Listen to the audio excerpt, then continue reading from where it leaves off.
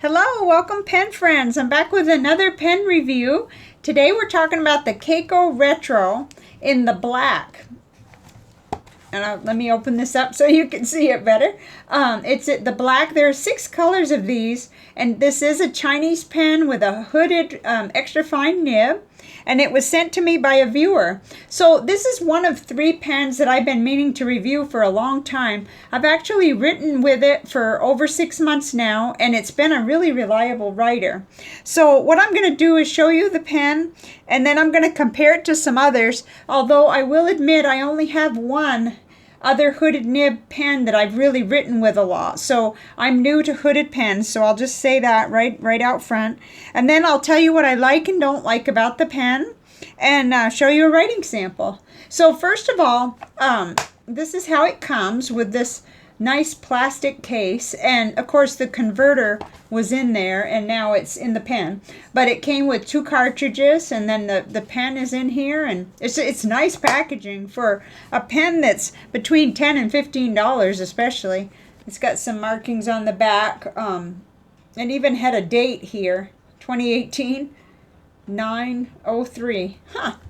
So, and a whole bunch of little writing in Chinese. So let's get it out and look at it. I'm using the converter, and I have it filled up with Ferris wheel pressed Tanzanite Sky. But let's look at this. Right away, what struck me about it is just, it's very distinct, very interesting, and it has sort of a coppery look on the clip with this little red ball on the clip. Now, I don't use a clip, so it's just decorative to me. And mine does seem tight and everything, and it hasn't come apart or anything, but I don't really use a clip, so there's that to keep in mind. And then it's just a plain black finial. It's all plastic. And then there's the other end. Okay, so we'll take that off, and gee, you can't really see in there too good, but I will tell you, whatever's in there keeps this pen from drying out, because I had it inked up way longer than a person should, and it never dried out. Today I cleaned it out and re-inked it up just to give it a nice fair, you know, when I did my writing sample for today, I wanted it to not be a long time that the ink had been in here. So here's the pen. It's got kind of what they call an ink window, but I don't really know that I could tell anything about the ink by that. So it would be my habit to get in there and just this is a nice flowy ink to it. It's really cool. And just check the converter. It's got a nice smooth operating converter. Let's see. Not sure if that says okay, it says something that I can't read. I'll have to get my loop out and put that in the comments. But so there it is. It's got good threads there, and I was thinking about it. I don't see any reason why it couldn't be eyedroppered. I did kind of a test and didn't get any air out. So it does have nice threads there, and this is plastic. Okay, and then let's take a good look at the nib. So it's got that hooded nib, and I do want to show you something, even though we're not at the pro-con part yet. I want to try to show you one of the things that bothers me a little, but it hasn't affected the writing. But first, let me just show you. It has a nice grip. I mean, I don't mind this at all. It's very comfortable, and there's a lot of choice. You can be wherever you want to be on this. You really can. So that's a good thing. It's very comfortable. But I did want to say that I think my nib is not really aligned really good. I'm going to hold it up. Get that out of the way so nothing in the background distracts us. Hold it up the way it seems as though it would be straight there. And then I'm going to put the paper in behind it. And I don't know if you can see, but I feel as if it's off. I actually feel as if it's, let's see, let me turn it over so that when I pick it up to write with it, I feel like it's over to this side a little and maybe turned some. It's just extremely hard with what I have here for a camera to show you. Let's see if we can get it to focus. That would help. But I do believe there's something going on there. However, it hasn't affected the writing of the pen, so I'm very grateful for that. Okay, and I think I said it has an extra fine nib. It's 0.38, and we'll be looking at the writing sample. But let's get a couple of comparable pens out. Some of them are just going to be for size comparison. Let's put it right in here.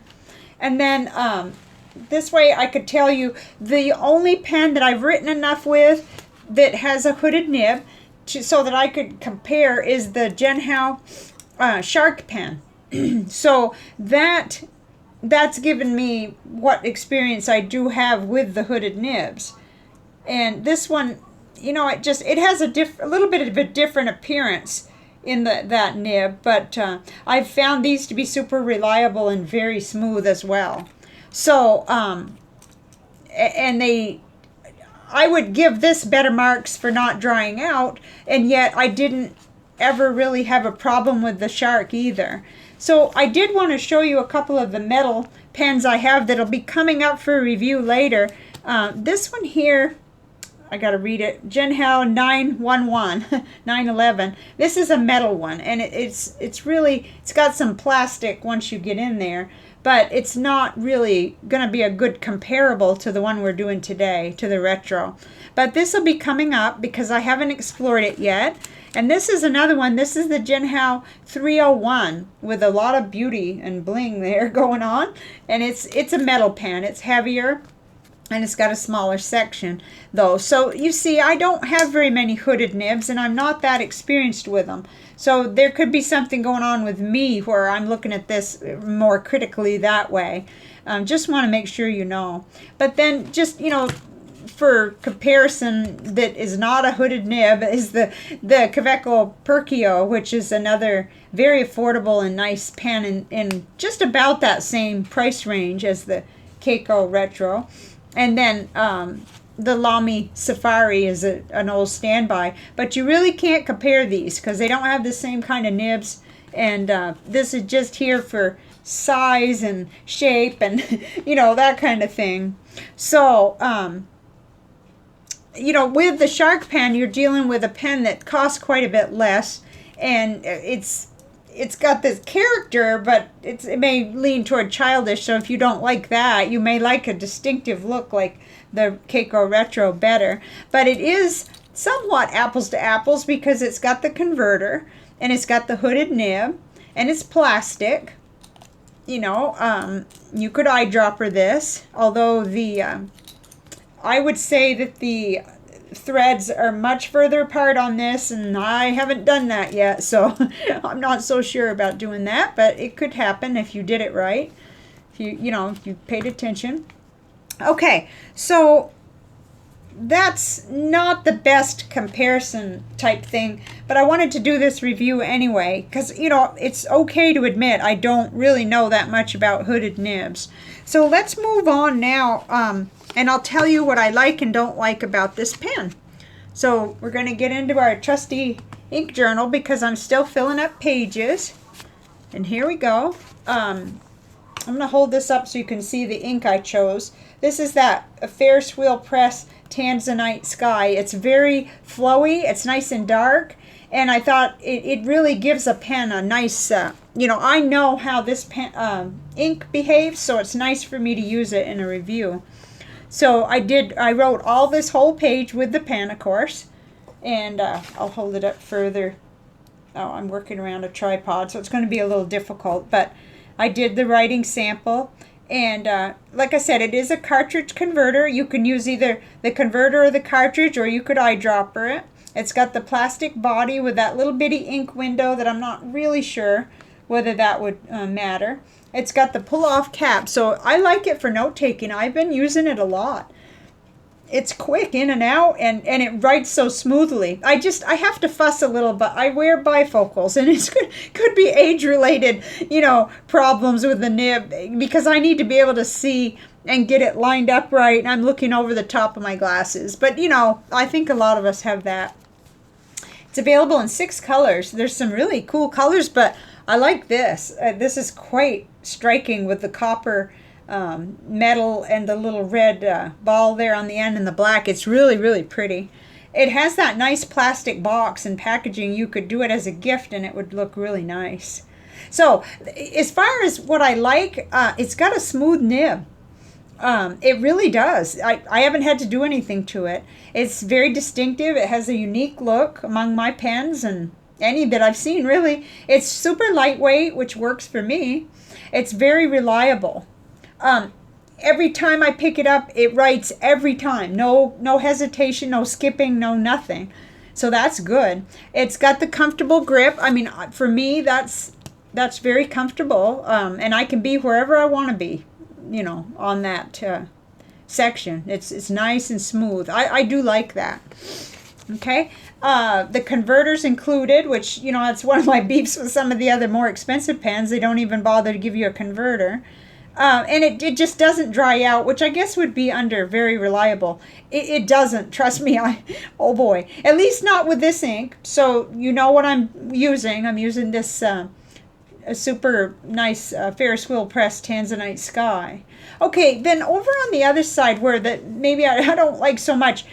Now this pen is available on eBay and Amazon anywhere between about $10 and $15. It can go higher and it probably can go lower.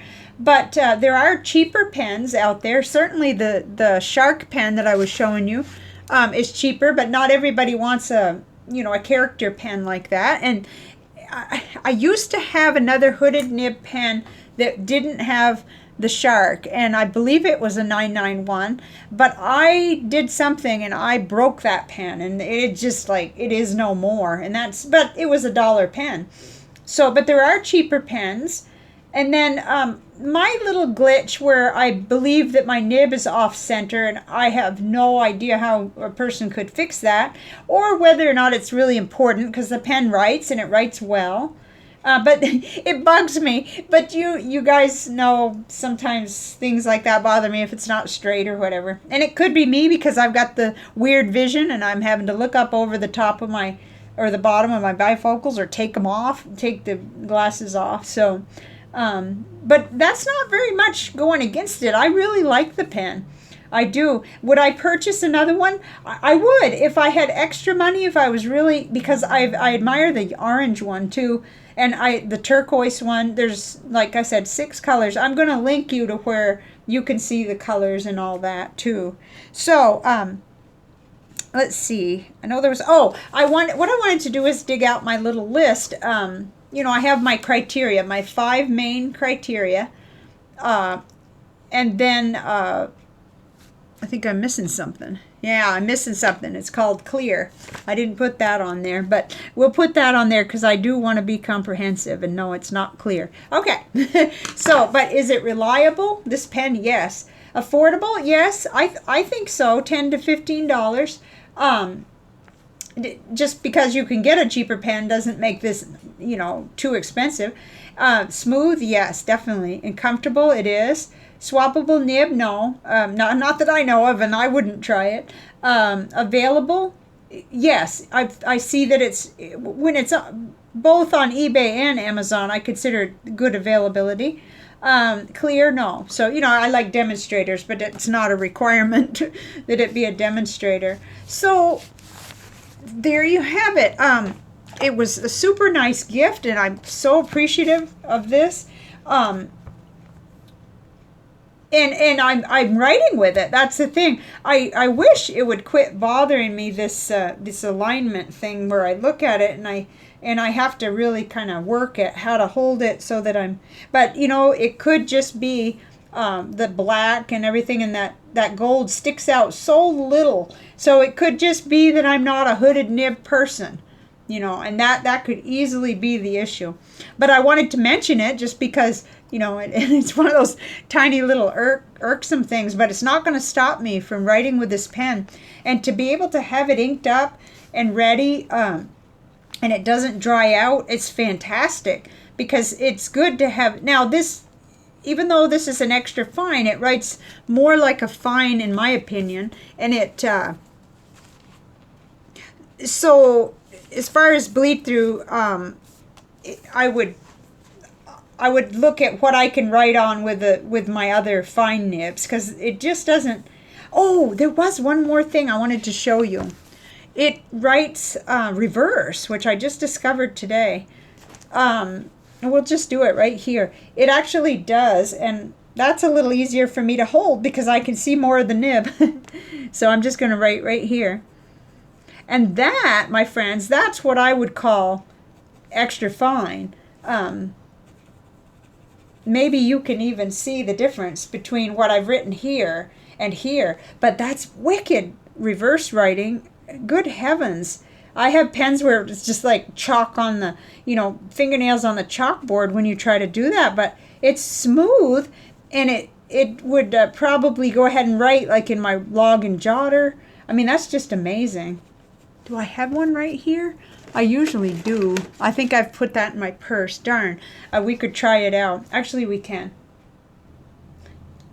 Oh, the joy of the pause button. Okay, so I've gone to get my log and jotter, which is a wonderful notebook that is a monthly subscription. And I'm not getting the subscription for myself right now, but I have several left over. And some fountain pens bleed through this. Some don't. So let's find out let's find out both ways. Let's go ahead and, yeah, got to hold it right here. Okay.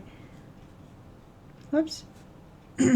Yeah, I do need to hold it right, and that does happen sometimes.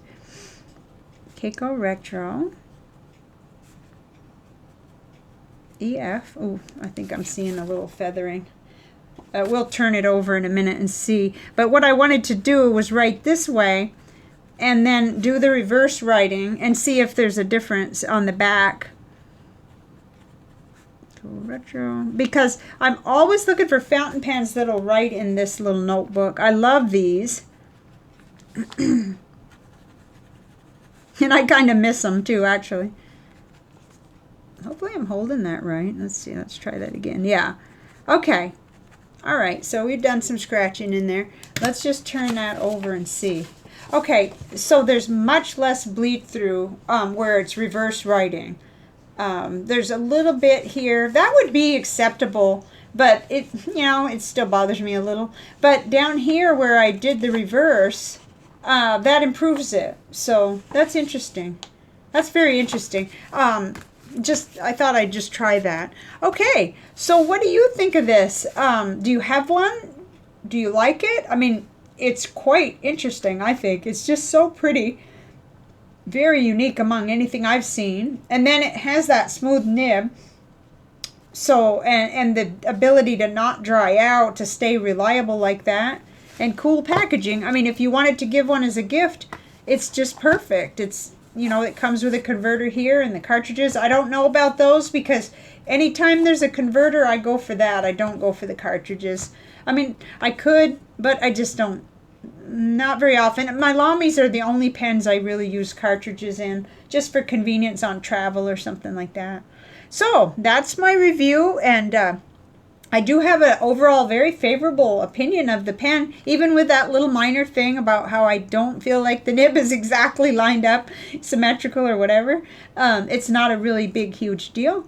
But hopefully I've shown you everything you'll need to know whether you want to try one or whether you think it would interest you, and maybe you've written with more hooded nibs so you'd have an even better idea. They're kind of new to me other than the shark pen. So, all right, I'll let you go, and I'd like to hear about it in the comments what you think.